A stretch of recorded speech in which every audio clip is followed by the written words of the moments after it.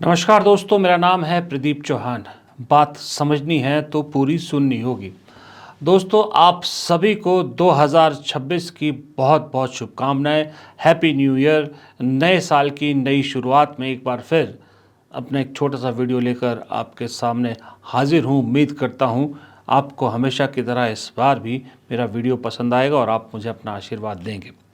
दोस्तों, 2025 जो गया, इसका लेखा जोखा जब हमने सुबह दिखाया था तो हमने उसमें कहा कि कांग्रेस के पॉइंट ऑफ व्यू से इस लेखे जोखे में अगर कुछ खोया है कांग्रेस ने, वो खोया है कि 2024 के बाद से अब तक कांग्रेस कोई भी विधानसभा चुनाव नहीं जीत पाती है।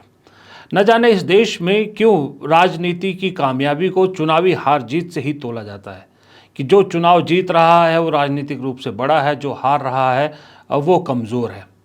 लॉन्ग टर्म रिजल्ट हम नहीं देखते, हम शॉर्ट टर्म पे ज़्यादा ध्यान देते हैं। इसलिए कांग्रेस को आज की डेट में कमज़ोर माना जा रहा है, कमज़ोर बताया जा रहा है, क्योंकि वो विधानसभा चुनाव नहीं जीत पा रही। जबकि हकीकत यह है कि हरियाणा के अलावा कांग्रेस ने कोई बड़ा चुनाव ऐसा हारा नहीं है जहां कांग्रेस की सीधी थाक दांव पर थी। महाराष्ट्र में 3 पार्टनर और थे, अपने बिहार में एक पूरा गठबंधन था जहां छोटी पार्टी थी कांग्रेस, तो फिर हरियाणा ही बचता था। दिल्ली में वैसे भी मुकाबला आम आदमी पार्टी और बीजेपी के बीच में था। खैर, उस पर हम नहीं जाएंगे, लेकिन मुझे ऐसा लगता है, मैं आज के वीडियो में इसलिए आपको पहले दिन ये बता रहा हूँ, अगर आप कांग्रेस के समर्थक हैं तो आपके लिए एक अच्छी खबर है। आप शायद खुश हो जाएं मेरी इस बात से कि 2026 जो ये साल शुरू हुआ है, ये साल पॉलिटिकली यानी चुनाव नतीजों के हिसाब से भी कांग्रेस के नाम रहने वाला है, और या फिर कांग्रेस के लिए ये चुनावी साल बहुत अच्छा हो सकता है। क्योंकि ये बात तो कांग्रेस के लोग भी मानते हैं, ये बात मैं भी मानता हूँ, ये बात आप भी मानते होंगे कि कोई भी लड़ाई हो, कोई भी किसी को जीतना हो या किसी को हराना हो, शुरुआत एक जीत से होती। एक जीत मिल जाए तो कई बार पूरी बाजी पलट जाती है। 2024 में लोकसभा चुनाव में कांग्रेस ने बीजेपी को 240 पर रोक दिया, खुद भी 100 के पास पहुंची। लेकिन उसके बाद बीजेपी ने अपने साम दाम दंड भेद जो भी हथकंडे थे सब अपनाकर, जिसका खुलासा खुद राहुल गांधी ने कितनी प्रेस कॉन्फ्रेंस में किया, जिसे वोट चोरी का नाम दिया है उन्होंने, वोट चोर गद्दी छोड़ जो नारा दिया है, उस नारे की गूंज तो सुनाई दी, लेकिन वो रिजल्ट में तब्दील नहीं हुए। लेकिन 2026 ऐसा साल है जो बहुत लंबे समय के बाद, कई सालों के बाद कांग्रेस के लिए बहुत अच्छी खबरें लेके आने वाला है। क्योंकि इस साल में कांग्रेस संगठन सृजन तो करेगी, अपने आप को मजबूत करेगी। प्रियंका गांधी इंपॉर्टेंट रोल में आएंगी, प्रियंका राहुल की जोड़ी बनेगी। लेकिन जिस चीज़ को लेकर कांग्रेस में तंज कसा जाता है, चुनावी जीत, विधानसभा चुनावी जीत, वो भी कांग्रेस के खाते में आने वाली है। और कांग्रेस को ऐसे ही किसी एक साल की ज़रूरत थी। आपके सामने ग्राफिक है, देखिए। अगले 2 साल में 12 बड़े चुनाव हैं, 12 बड़े विधानसभा चुनाव और कांग्रेस के लिए कड़ी चुनौती है। लेकिन आप पहले इस साल पे नज़र डालिए। इस साल में 2026 में कहाँ कहाँ चुनाव है?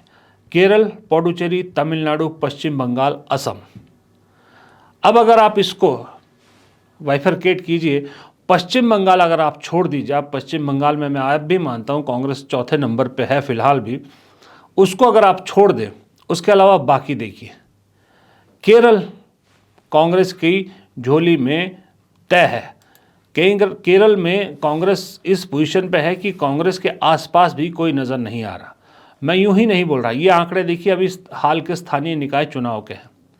6 नगर निगम में से 4 कांग्रेस ने जीते, 87 नगर पालिका में से 54 कांग्रेस ने जीती, 941 ग्राम पंचायतों में से 505 कांग्रेस की झोली में, 152 ब्लॉक पंचायतों में से 89 कांग्रेस के खाते में, और 14 जिला परिषद में से 7 जिला परिषद कांग्रेस के खाते में है। ये अभी कुछ दिन पहले ही ये स्थानीय निकाय चुनाव हुए हैं। अब 2 महीने बाद, 3 महीने बाद विधानसभा चुनाव होने, क्या ही इतनी देर में ऐसा बदल जाएगा कि जो कांग्रेस को एकदम से ज़मीन पर ले आएगा। और वहाँ तो सबसे बड़ी बात है, जो चुनाव रिग करने का डर है, वोट चोरी का डर है बीजेपी से, वो भी संभव नहीं है, क्योंकि वहाँ बीजेपी खेल में है ही नहीं।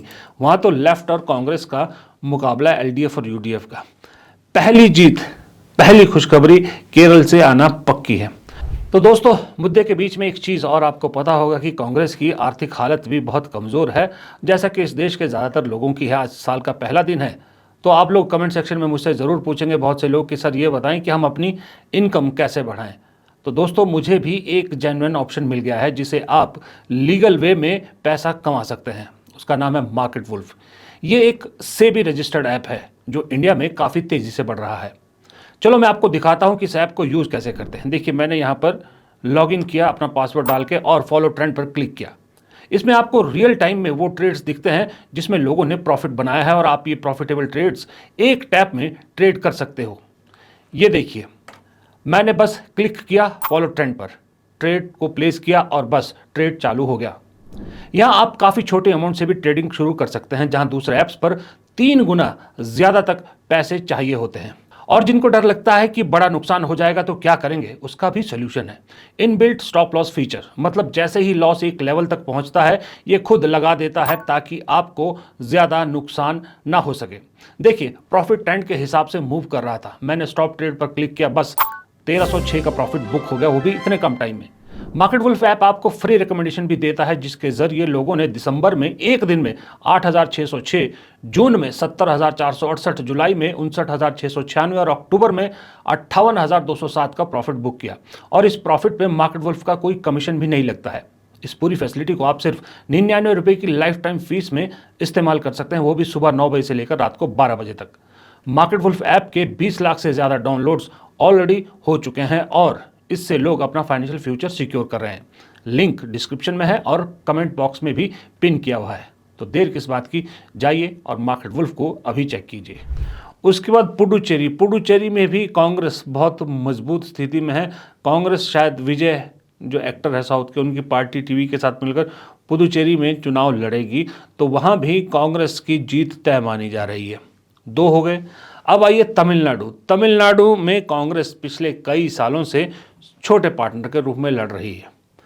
कांग्रेस ने शायद पिछली बार 25 या 26 सीटें लड़ी थी, जिसमें से 18-19 जीती थी। इस बार कांग्रेस 35 से 40 सीट मांग रही है और वहाँ पर भी डीएमके और कांग्रेस की सरकार बनना ऑलरेडी तय मान रहे हैं सब लोग कि कोई नहीं रोक सकता। वहाँ एआईडीएमके और बीजेपी कहीं गिनती में नहीं है, तो वहाँ भी कांग्रेस छोटे पार्टनर के रूप में से ही सरकार बनाएगी। हो गए 3। पश्चिम बंगाल मैंने छोड़ने को कहा। अब आइए असम में अभी भी बहुत से एजेंसीज, बहुत से लोग बीजेपी का पलड़ा भारी मान रहे हैं और कांग्रेस को हल्का मान रहे हैं मुकाबले में। लेकिन मैं ये मानता हूँ, क्योंकि मैं इन एजेंसीज पे नहीं विश्वास करता, मैं अपनी स्टडी और अपने सूत्रों पे मानता हूँ। जो मेरे सूत्र और मेरी स्टडी बता रही कि असम में इस वक्त बहुत थोड़ा सा, लेकिन कांग्रेस को एज है।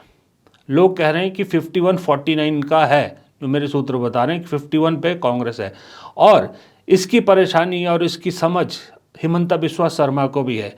हिमंता बिस्वा शर्मा आजकल जो परेशान दिख रहे हैं, जितने परेशान दिख रहे हैं और जिस तरह के वो उल्टे सीधे बयान दे रहे हैं, रोज़ उनके नए नए स्टेटमेंट आती हैं, वो अपने आप में बता रहा है कि हिमंता बिस्वा शर्मा इस वक्त गौरव गोगोई से कितने घबराए हुए हैं। कि मैं भारतीय हूं, मैं चीन से नहीं आया हूं।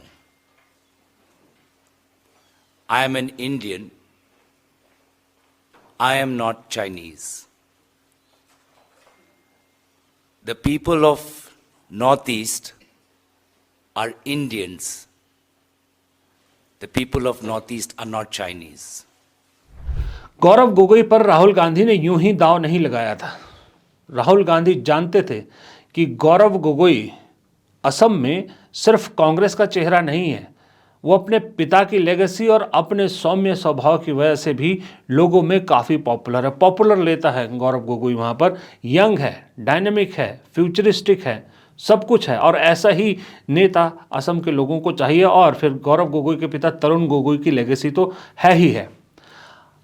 जो हिमंता बिस्वा शर्मा है, बेशक मुख्यमंत्री पहली बार के, लेकिन बीजेपी की सरकार दूसरी बार है और जिस तरह से वहाँ माइनॉरिटीज़ को, खासकर मुसलमानों को निशाना बनाया हिमंता बिस्वा शर्मा ने, वो बहुत से लोगों को वो बात पची नहीं। क्योंकि वहाँ भी खासकर असम के लोग वो गीत संगीत वाले आदमी हैं, गीत संगीत के शौकीन लोग, सौम्य स्वभाव के, शांत स्वभाव के, उन्हें ये नफ़रत की राजनीति बहुत से लोगों को नहीं जम रही है। ये चीज़ हेमंता बिस्वा शर्मा को जब समझ में आई तो अब तक लेट हो चुका है। अब उनके पास कोई चारा नहीं है कि अपनी वही नफ़रत की राजनीति के अलावा एजेंडे को चेंज कर पाए। और दूसरी बात, गौरव गोगोई को पिछले 2-3 साल से हेमंता बिस्वा शर्मा चैलेंज कर रहे हैं। गौरव गोगोई को उनकी पत्नी के बहाने पाकिस्तानी एजेंट करार देने की पूरी कोशिश हेमंता बिस्वा शर्मा ने की। गौरव गोगोई ने हर बार उनका चैलेंज स्वीकार किया। गौरव गोगोई ने 2024 के लोकसभा चुनाव में भी हेमंता बिस्वा शर्मा का चैलेंज स्वीकार किया और उन्हें जोरहाट से जो है, पूरी सरकार वहाँ थी हेमंता बिस्वा शर्मा की, उसके बावजूद गौरव गोगोई ने जीत दर्ज की। उसके बाद गौरव गोगोई के खिलाफ SIT बनाई हेमंता बिस्वा शर्मा ने कि भाई इनके पाकिस्तान से क्या लिंक है। वो जो भी रिपोर्ट आई, हेमंता बिस्वा शर्मा आज तक उस रिपोर्ट को पब्लिक नहीं कर पाए और गौरव गोगोई चैलेंज कर रहे हैं कि उस डॉक्यूमेंट को पब्लिक कीजिए। उल्टा गौरव गोगोई ने हेमंता बिस्वा शर्मा की पत्नी को लेकर, उनकी फर्म को लेकर भ्रष्टाचार के बहुत आरोप लगाए हैं। और असम में इस वक्त हेमंता बिस्वा शर्मा की पत्नी की जो कंपनी है, उसके जो ज़मीन से और उससे भ्रष्टाचार के मामले हैं, वो बहुत एक जो है बातचीत का मुद्दा है, लोगों के बीच एक डिस्कशन का मुद्दा है। लोग कंपैरिजन कर रहे हैं गौरव गोगोई के चैलेंज को और हेमंता बिस्वा शर्मा के चैलेंज को कि हेमंता बिस्वा शर्मा आरोप लगाते हैं, साबित नहीं कर पाते। गौरव गोगोई आरोप भी लगा रहे हैं और साथ में सबूत भी दे रहे हैं, लेकिन सरकार जांच नहीं कर रही है। तो इसलिए असम में 51% पे इस वक्त कांग्रेस को माना जा रहा है और 49% पे बीजेपी को। देखिए, तंत्र बीजेपी के पास है, सत्ता बीजेपी के पास है, केंद्र की सत्ता बीजेपी के पास है, धन बल बीजेपी के पास है, एजेंसीज बीजेपी के पास, सब कुछ बीजेपी के पास है। वो चाहे तो कर भी सकती है, इसमें कोई डाउट नहीं है। लेकिन गौरव गोगोई और कांग्रेस ने जो ट्रैक पकड़ा है, वो उस ट्रैक से पीछे या डाइवर्ट नहीं हो रही। सबसे बड़ी प्रॉब्लम हेमंता बिस्वा शर्मा को ये है कि कांग्रेस लगातार इन रोड बना रही। गौरव गोगोई अब तक असम को एक बार पूरा पैदल कवर कर चुके हैं, दूसरी बार में लगे हुए हैं। असम के सबसे बड़े आइकन जुबिन गर्ग की हाल ही में मृत्यु हुई थी। राहुल गांधी जुबिन गर्ग के परिवार से मिल के आए और जुबिन गर्ग का जब आखिरी वो था क्षण, मतलब उनकी अंतिम यात्रा जब जा रही थी, तब पूरी दुनिया ने देखा था कि कैसे पूरा असम जम गया था, एक तरह से स्टैंड स्टिल हो गया था, इतने मशहूर थे वो। राहुल गांधी उनके पेरेंट्स से मिल गया, उनके परिवार से मिल गया, लेकिन प्रधानमंत्री मोदी असम में जाते हैं, रैलियां करते हैं, लेकिन जुबिन गर्ग के परिवार से नहीं मिलते हैं। जुबिन गर्ग की मृत्यु को लेकर अभी भी बहुत सारे सवाल हैं, लोगों को बहुत शंका है। उसने और काम खराब कर दिया हेमंता बिस्वा शर्मा ने। तो इसलिए मुझे आज की डेट में तो असम में भी कांग्रेस आगे नज़र आ रही है और कांग्रेस की जीत मुझे नज़र आ रही है। अगर फ्री एंड फेयर इलेक्शन होता है, मेरा quote unquote free and fair election अगर होता है और सबको बराबर की ज़मीन मिलती है, तब कांग्रेस को असम जीतने से कोई नहीं रोक सकता। तो अब 26 में आप केरल ले लीजिए, क्लियर, पुडुचेरी क्लियर, तमिलनाडु गठबंधन, असम में काफ़ी चांस, पश्चिम बंगाल में कोई चांस नहीं। तो 5 में से 4 चुनाव कांग्रेस आराम से जीत सकती है, 4 में से 3 तो तय है, चौथा थोड़ी कोशिश करेगी, आराम से जीत सकती है। तो 5 में से 4 अगर कांग्रेस की झोली में आते हैं तो कांग्रेस जिस सृजन से गुजर रही है, ऐसे में यही तो चाहिए पार्टी को, जीत का नंबर तो चाहिए। अगर आपकी 4 सरकारें और बढ़ जाती है, 3 आपकी ऑलरेडी हैं, तो 7 सरकारें हो जाती, 7 राज्य सरकारें मायने रखती है। जब बीजेपी 2014 में ऊपर आई थी तो बीजेपी की शायद 4 सरकारें थी, 7 भी नहीं थी। 7 सरकारों से बड़ा फर्क पड़ता है। फिर आगे आइए, ये 2026 का मैंने आपको लेखा जोखा दिया। 27 में देखिए, 27 में कहाँ कहाँ चुनाव है। हिमाचल में, पंजाब में, गुजरात में, गोवा में, मणिपुर में, उत्तर प्रदेश में और उत्तराखंड में। अब आप यहाँ भी देखिए, अगर कांग्रेस 26 की जीत का मोमेंटम साथ लेके चलती है तो 27 में भी कोई ज़्यादा मुश्किलात नहीं है। 27 में टफ फाइट कहाँ है कांग्रेस के लिए? सबसे बड़ी टफ फाइट है उत्तर प्रदेश में, जहाँ वो सत्ता में अकेले के दम पे आए या सत्ता में बहुत बड़ा वो करेगी, अगर ये सपना ले रही है तो सही में गलत सपना ले रही है, ये पॉसिबल नहीं है। वहाँ अगर सत्ता में आएगी भी तो समाजवादी पार्टी के साथ आएगी, छोटे प्लेयर के रूप में, कोई बहुत बड़ा रोल नहीं है। तो मैं उत्तर प्रदेश को ऑलरेडी कांग्रेस की झोली से बाहर रख रहा हूँ। गुजरात में बहुत से लोग आप में से कहेंगे कि बहुत मुश्किल है, गुजरात तो बीजेपी का किला है, मोदी शाह का गढ़ है, वहाँ कांग्रेस नहीं हरा सकती बीजेपी को। बात सही है, लेकिन 17 में गले तक पहुँच गई थी ना यही कांग्रेस। 22 में गलतियां हुई, नो डाउट, उन गलतियों से सीख के कांग्रेस फिलहाल 27 के लिए पूरी तैयारी कर रही।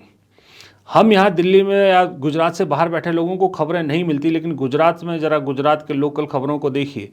कांग्रेस लगातार वहाँ सड़क पर है, कांग्रेस यात्राओं पे यात्रा कर रही है, कांग्रेस लगातार जो है मुद्दे उठा रही है। इसीलिए वहाँ पर पीछे मोदी जी को, शाह जी को पूरी कैबिनेट फिर से रिशफल करनी पड़ी थी।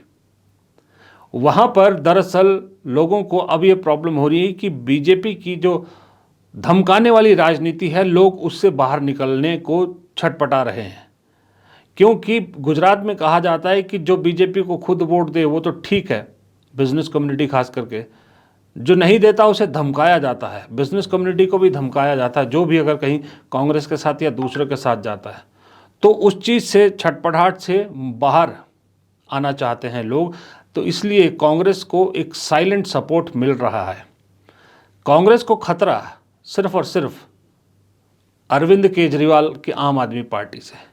वो फिर वही खेल ना खेले जो 22 में खेले था, क्योंकि इस वक्त भी आम आदमी पार्टी गुजरात में उन्हीं इलाकों में ज़्यादा फोकस कर रही है जो कांग्रेस के गढ़ हैं, जहाँ कांग्रेस मजबूत है। वहाँ आम आदमी पार्टी बड़ी चालाकी से बयान देती है, भाषण देती है, कांग्रेस और बीजेपी को एक कटघरे में रखती है, लेकिन ज़मीन वही तलाशती है जो कांग्रेस की ज़मीन है। सीधा बीजेपी के गढ़ में बीजेपी को चैलेंज अभी तक अरविंद केजरीवाल और उनकी पार्टी नहीं कर रही। वो एक खतरा है। अगर उस खतरे से कांग्रेस निपट लेती है तो गुजरात में नेक टू नेक हो सकता है कांग्रेस के लिए। तो उत्तर प्रदेश और गुजरात हो गए। गोवा में बदकिस्मती कांग्रेस की है, और बदकिस्मती क्या कहूँगा, कांग्रेस की लापरवाही है, कांग्रेस का लथार्जिक वो है कि गोवा में जहां आराम से कांग्रेस वापस सत्ता में आ सकती है, उस गोवा को लावारिस कांग्रेस ने खुद छोड़ दिया है। वहां का लोकल नेतृत्व तो एकदम भ्रष्ट है कांग्रेस का, सरकार के कहने पर चलता है। लोग खुलेआम कह रहे हैं, कांग्रेस पार्टी के लोग भी कह रहे हैं कि जो अध्यक्ष हैं वो मुख्यमंत्री के साथ उनके क्लोज हैं, उसे पार्टी अध्यक्ष बना रखा है। लेकिन कांग्रेस हाईकमान गुजरात गोवा की तरफ देख ही नहीं रही। तो आज की अगर मैं डेट देखूं, आज का अगर मैं वो देखूं हालात, तो गोवा भी कांग्रेस के फिलहाल सपने में नहीं है, कांग्रेस के रडार में नहीं है। तो उत्तर प्रदेश, गुजरात, गोवा, ये 3 हो गए। अब उसके बाद चुनाव होंगे आपके उत्तराखंड में। उत्तराखंड में अभी आप सोशल मीडिया देखिए और उत्तराखंड सर्च कीजिए।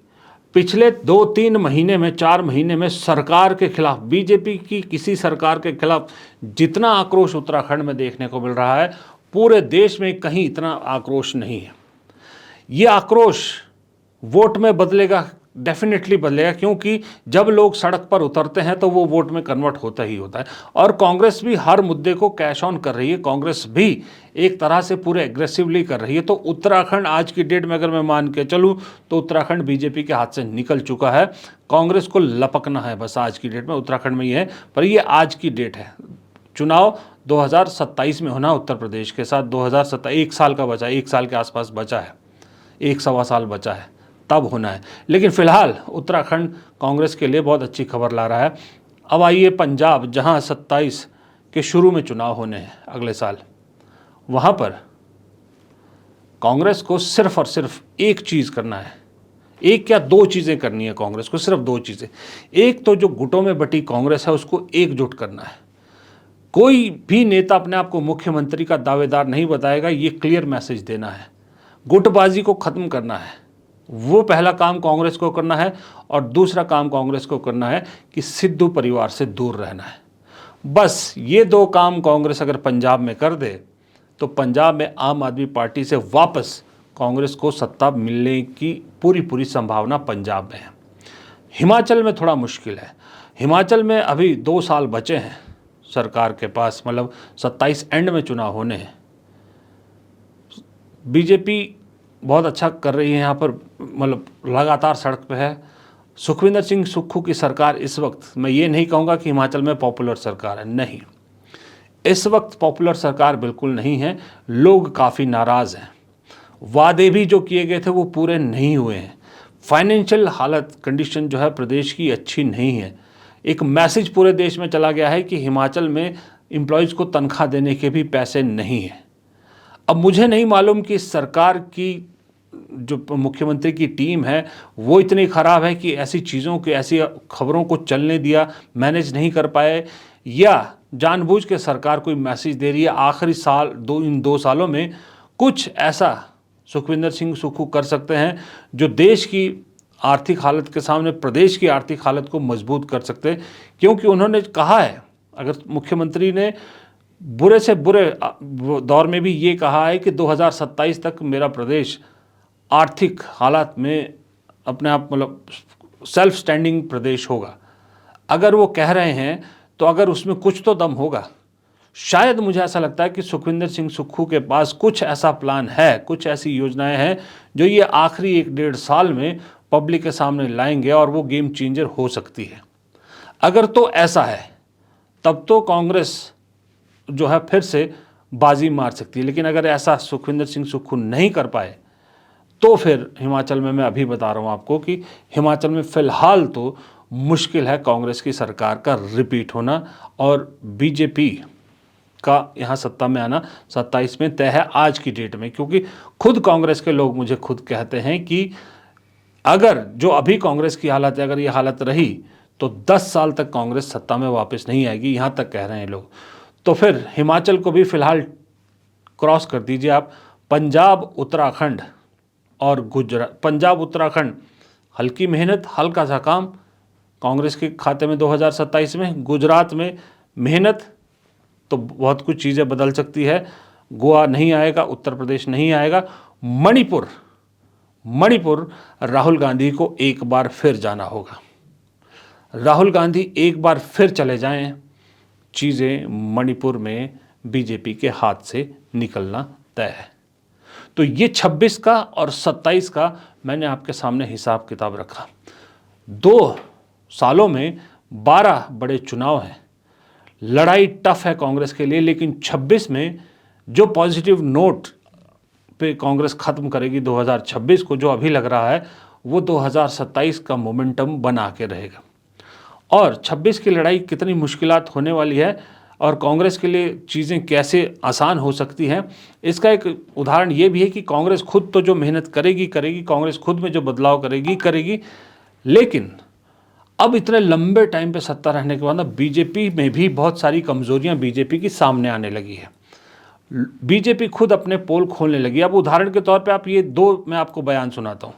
एक गृह मंत्री अमित शाह का है जो उन्होंने कोलकाता में दिया, और एक मध्य प्रदेश के कद्दावर नेता कैलाश विजयवर्गीय का है। इन 2 बयानों से आपको दिख जाएगा कि बीजेपी अब कैसे फ्रस्ट्रेट होने लगी है। दिल्ली में बैठी मीडिया ये सवाल नहीं पूछती, लेकिन जैसे ही वो राज्य में जाते हैं, राज्य में जो रिपोर्टर मौजूद है स्टेट कैपिटल्स में या और जगहों पर, वो आज भी, सच में मैं बताऊं तो पत्रकारिता दिल्ली में तो गोदी हो गई है, दिल्ली में तो पत्रकार सारे पत्रकार हो गए हैं, लेकिन राज्यों में अभी भी पत्रकारिता हो रही है। इसके ये 2 उदाहरण हैं। 75 साल के बाद कोई भी लीडर या फिर मंत्री हो, उसको मार्गदर्शक के भूमिका में जाना पड़ता है। तो आपको क्या लगता है अभी हाईएस्ट लेवल पे जो भी है पार्टी या फिर एडमिनिस्ट्रेशन में, वो 75 साल हो गया, उसको अपने आप वानप्रस्थ में जाना चाहिए? चलिए मैं बुलाकर आपको बताऊंगा। तुम बंगाल की चिंता करो भैया, मेरी पार्टी की क्यों चिंता कर रहे हो? बहुत सारे लोगों को अभी तक जो रिफंड की बात कही गई थी वो भी नहीं मिला कैलाश जी, और पीने के पानी की ठीक से व्यवस्था छोड़ो यार, तुम फोकट प्रश्न मत पूछो। नहीं, फोकट नहीं, ये तो मैं तो वहाँ होकर आया हूँ। क्या घंटा हो गया है तुम बात? कैलाश जी बात ठीक से कीजिए, नहीं शब्दों का चयन ठीक रखिए। कैलाश जी आप ढंग से बात नहीं कर रहे हैं। नहीं, आप ये क्या शब्द होता है कि घंटा क्या शब्द होता है? आप, मैं तो जाऊँगा, लहजा इनको सुधारने कहिए। इतने सीनियर मंत्री घंटा क्या बोलते रहते हैं? बात करने की तमीज नहीं है। हाँ, और क्या?